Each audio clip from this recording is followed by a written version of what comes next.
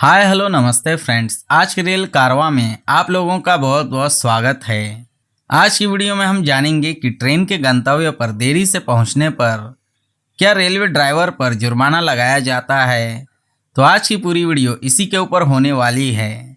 अगर आप हमारे चैनल पर नए हैं तो जल्दी से सब्सक्राइब करके बेल आइकन को प्रेस कर दीजिए। तो चलिए आज का रेल कारवां शुरू करते हैं।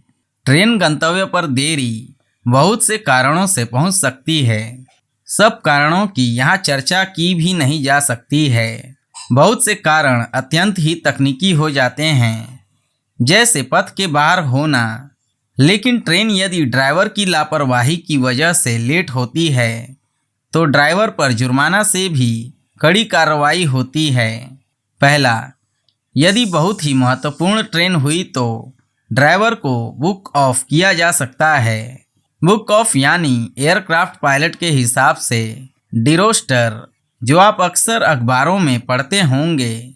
यदि कोई हवाई जहाज का पायलट कोई गैर जिम्मेदाराना हरकत करता है, रेलवे में बुक ऑफ के बाद ड्राइवर को उसके नियंत्रक अधिकारी के पास भेजा जाता है, जो सहायक इंजीनियर या मंडल इंजीनियर या वरिष्ठ मंडल इंजीनियर हो सकते हैं। वरिष्ठ मंडल इंजीनियर अत्यंत ही सीनियर अधिकारी होते हैं, जो सुपेरिटेंडिंग इंजीनियर के रैंक के होते हैं।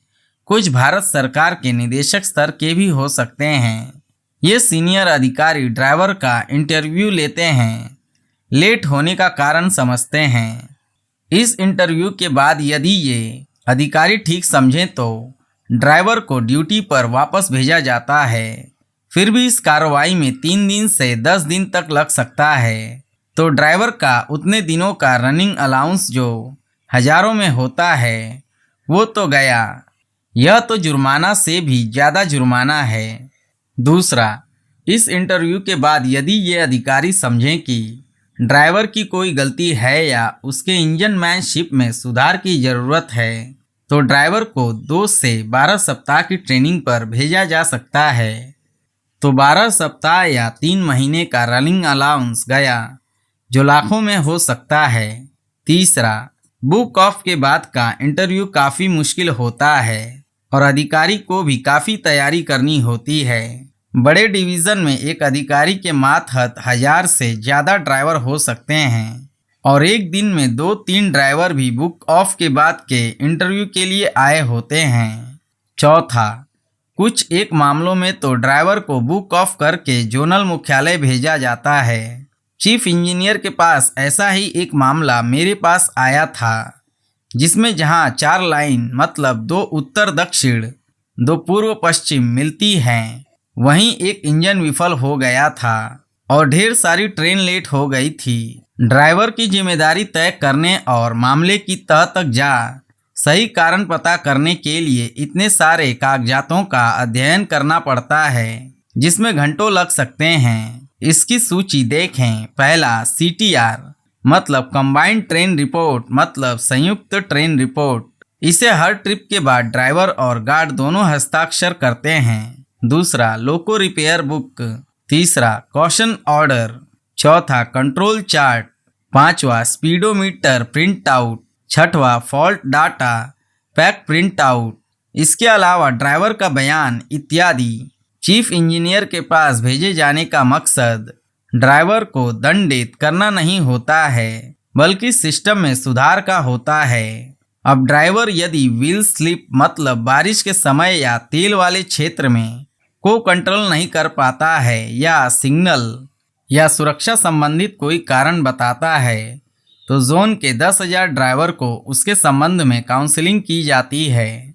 पहला, इस इंटरव्यू के बाद यदि ये अधिकारी समझें कि ड्राइवर की बड़ी गलती है जिसके कारण ट्रेन लेट हो गई, तो ड्राइवर को आरोप पत्र निर्गत किया जाता है, जिसके तहत उसकी वेतन वृद्धि भी रोकी जा सकती है। वैसे आमतौर पर ड्राइवर की गलती अपने आप पकड़ में आ जाती है, क्योंकि हर ट्रिप के बाद ड्राइवर को सारांश देना होता है, जो 3 में से एक हो सकता है।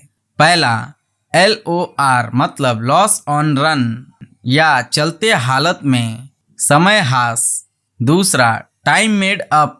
तीसरा, no loss not made up. या NLT मतलब नो लॉस ऑफ टाइम मतलब समय का कोई नुकसान नहीं। LOR एक आध मिनट से ज़्यादा हो तो ड्राइवर से फौरन जवाब तलब किया जाता है। इसे निकालने का तरीका निम्नवत है। पहला, ड्राइवर के काम का आकलन वर्किंग टाइम टेबल से किया जाता है जो पब्लिक टाइम टेबल से अलग होता है। दूसरा, इसमें पटरी पर काम करने के लिए, बिजली के तारों पर काम करने के लिए, सिग्नल और पॉइंट पर काम करने के लिए सामान्यतया इंजीनियरिंग टाइम दिया जाता है जो सफ़र के समय का 10% होता है। तो 3 घंटे मतलब 180 मिनट के सफ़र में यह 18 या 20 मिनट होगा। तो आपको पब्लिक टाइम टेबल में 180 की जगह 200 मिनट दिखाई देगा। मान ली यह इंजीनियरिंग टाइम 20 मिनट है। तीसरा, हर ट्रिप के बाद मरम्मत के कार्य के कारण जहां जहां ड्राइवर ने स्पीड घटाई उसमें लगे समय की गणना एक एक्सेलरेशन या डिक्लेरेशन चार्ट से की जाती है। मान लें यह 12 मिनट हुआ तो चौथा, ड्राइवर को 20-12 मतलब 8 मिनट टाइम मेकअप करना होगा, वरना इसे LOR माना जाएगा और कार्रवाई होगी। पांचवा, मान लें इस 12 मिनट के अतिरिक्त एक जगह ट्रेन खींची जाती है और ट्रेन वहां 5 मिनट रुकती है तो इस कारण खोए हुए समय की गणना होगी 5 मिनट रुके रहना प्लस 1 मिनट रुकने हेतु ब्रेक मारने का समय प्लस 2 मिनट स्पीड पुनः प्राप्त करने में टाइम लॉस मतलब 8 मिनट। सो कुल समय हास 12 + 8 मतलब 20 मिनट। इंजीनियरिंग टाइम 20 मिनट यानी नो लॉस ऑफ टाइम मतलब NLT। इस तरह से ड्राइवर द्वारा ट्रेन चलाने में लिए गए एक एक मिनट का हिसाब रखा जाता है और जिसकी जैसी जिम्मेदारी बनती है वैसी कार्रवाई की जाती है। उम्मीद करते हैं कि अब आप लोग समझ गए होंगे कि ट्रेन के गंतव्य पर देरी से पहुंचने पर क्या रेलवे ड्राइवर पर जुर्माना लगाया जाता है। अगर आज की वीडियो में दी गई जानकारी आपको अच्छी लगी हो तो आप इस वीडियो को लाइक करके अपने दोस्तों के साथ शेयर कर दीजिए और चैनल पर नए हैं तो चैनल को सब्सक्राइब करके बेल आइकन को प्रेस कर दीजिए। वीडियो देखने के लिए धन्यवाद। तो फिर मिलेंगे किसी दूसरी वीडियो में, तब तक के लिए बाय बाय।